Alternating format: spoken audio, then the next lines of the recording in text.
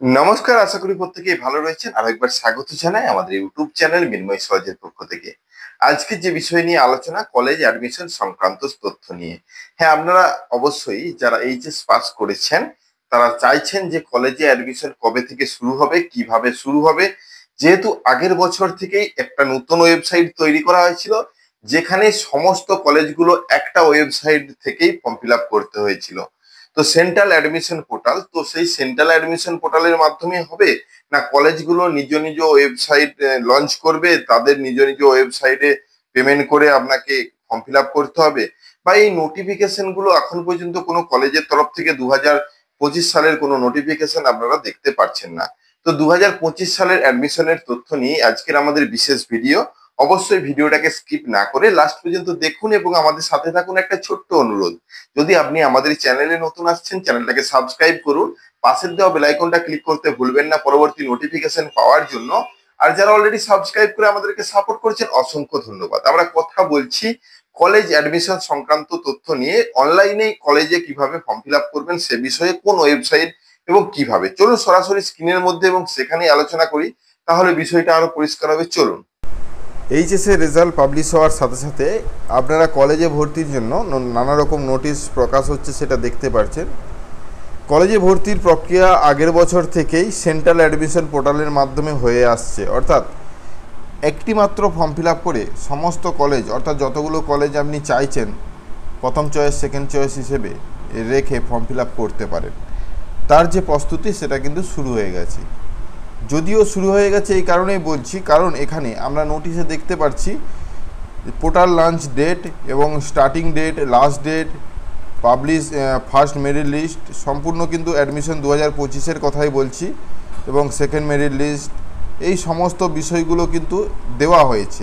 তো college admission পোর্টালে আসতে গেলে আপনারা যদি সেন্ট্রাল কলেজ অ্যাডমিশন পোর্টাল বা সেন্ট্রাল অ্যাডমিশন পোর্টাল লিখে সার্চ করেন, যে ওয়েবসাইট হলো wbcap.in, এই অফিসিয়াল ওয়েবসাইটেই হবে বলে শোনা যাচ্ছে। এবছরও আগের বছর এখান থেকেই ফর্ম ফিল আপ হয়েছে। যদি এখানে ক্লিক করেন বর্তমানে দেখবেন এরকম চাকা ঘুরছে, অর্থাৎ এই পোর্টালটা সঠিকভাবে এখনও রেডি করা হয়নি। তো পরীক্ষার রেজাল্ট যেহেতু প্রকাশ করা হয়েছে, এগুলো আগের থেকে রেডি করা উচিত ছিল। অটোনোমাস কলেজগুলো তাদের নিজ নিজ ওয়েবসাইটে ফর্ম ফিল আপ শুরু করে, কিন্তু তারাও এখন পর্যন্ত কোনো শুরু করার কোনো লক্ষ্য দেখিনি। তাছাড়া কিছু কলেজের আগের থেকে অ্যাডমিশন নেওয়া হয়, সেন্ট্রাল অ্যাডমিশন, সেসব বিষয়ে আমরা আগে ভিডিও বানিয়েছি। সেখানে যদি রেজিস্ট্রেশন করেছেন তাদের পদ্ধতি সম্পূর্ণ আলাদা। আমরা ওয়েস্ট বেঙ্গল থেকে বিলং করছি, আমরা সচরাচর যেসব ইউনিভার্সিটির মধ্যে পড়ে থাকি, কলকাতা, বিদ্যাসাগর, এইসব ইউনিভার্সিটিগুলোর মধ্যে সেন্ট্রাল অ্যাডমিশন পোর্টালের মধ্যেই সমস্ত কলেজের ফর্ম ফিল আপ হবে। তো সেই যে ফর্ম ফিল আপের নোটিশ, সেটা কিন্তু এইখানেই দেখতে পাবেন। এটা হলো নোটিশ সেকশন। সমস্ত ইউনিভার্সিটিগুলোর লিস্ট এখানে রয়েছে, যেসব ইউনিভার্সিটিগুলো একসাথে টাই আপ রয়েছে এবং তাদের কলেজগুলো এখান থেকেই ফর্ম ফিল আপ করতে পারবেন। সাইড দিকে college notification, university notification, examination notification এগুলো রয়েছে। তো আমরা যে অ্যাডমিশন অপশানে এগুলো দেখছি, সেটার ওয়েবসাইট হলো collegeadmission.in। তো যদিও এটা সরকারি নয়, যেটা সরকারি ওয়েবসাইট, যেটা wbcap.in.login যে অপশানটি বা .in, এই অপশানটি গিয়ে আপনাদেরকে ফর্ম ফিল আপ করতে হবে। সেটি বর্তমানে কোনোভাবে কাজ করছে না। কবে থেকে ফর্ম ফিল আপ শুরু হবে সে বিষয়েও সঠিক ধারণা দেওয়া হয়নি, যদিও এখানে পরিষ্কারভাবে উল্লেখ রয়েছে West Bengal central admission portal 2025, important admission details 2025। তারপর দেখতে পাচ্ছেন যে নোটিশগুলো দেওয়া রয়েছে, পোর্টাল লঞ্চ ডেট, এটা কিন্তু TBA লেখা রয়েছে, এখন পর্যন্ত পাবলিশ করা হয়নি। স্টার্টিং ডেট, এটাও কিন্তু এখনও পাবলিশ করা হয়নি, সমস্তটাই TBA অপশানেই রয়েছে।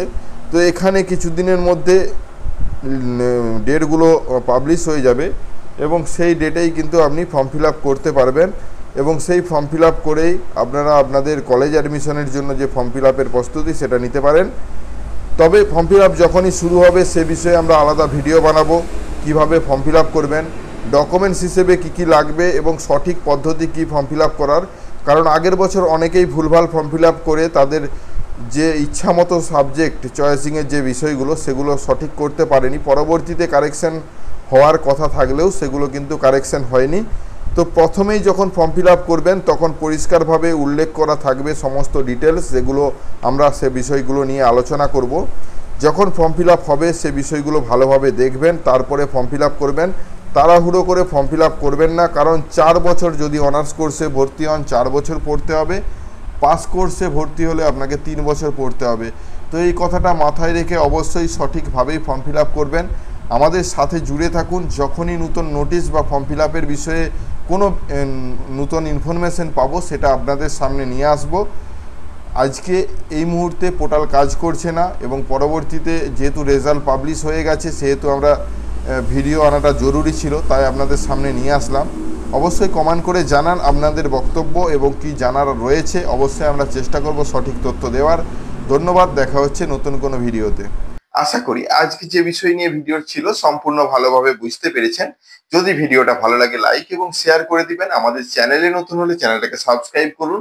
পাশের দেওয়া বেল আইকনটা ক্লিক করতে ভুলবেন না পরবর্তী নোটিফিকেশন পাওয়ার জন্য। আর যারা অলরেডি সাবস্ক্রাইব করে আমাদেরকে সাপোর্ট করেছেন অসংখ্য ধন্যবাদ। এভাবেই পাশে থাকবেন। দেখা হচ্ছে নতুন কোনো ভিডিও নিয়ে। ধন্যবাদ।